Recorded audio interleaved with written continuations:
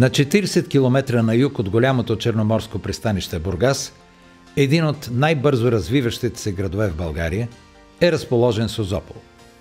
Той е наследник на гръцката колония Аполония, едно от най-старите живописни български градчета, средище на архитектурни шедьоври и културни фестивали.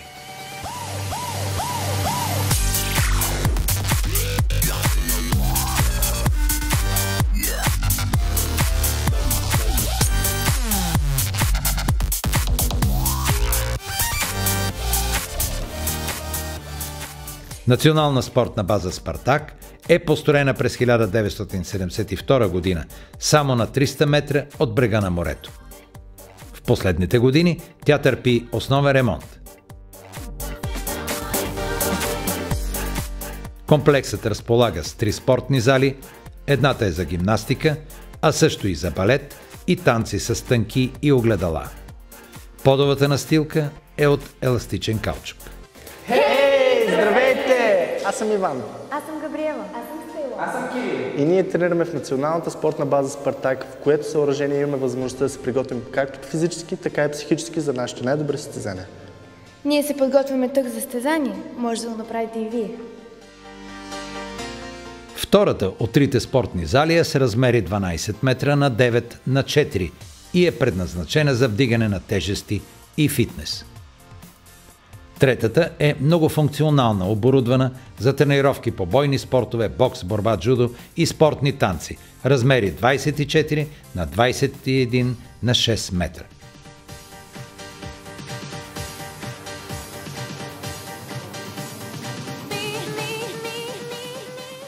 Хотелът разполага с 57 легла. Стаите са със самостоятелен санитарен възел, телевизор с кабелна телевизия, мини-бар, климатик, кабелен интернет и голяма обща тераса на втория етаж. Национална спортна база «Спартак» има силова зала, която аз съм я ползвала много често. Там сме ходили на лагери. Има стадион за хвърляния също и там. Има също тенисна маса за възстановяване. Много е хубаво за отдих.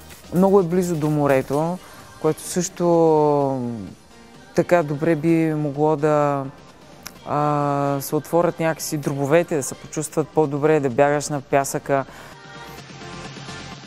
В непосредствена близост има стадион с футболно игрище, с тревно покритие и стандартни размери, както и плувен басейн с размери 25 на 12 метра. Комплексът разполага и с 2 открити площадки за волейбол и баскетбол с стандартни размери. В Национална спортна база «Спартак» се провеждат обучителни курсове по подводно гмуркане.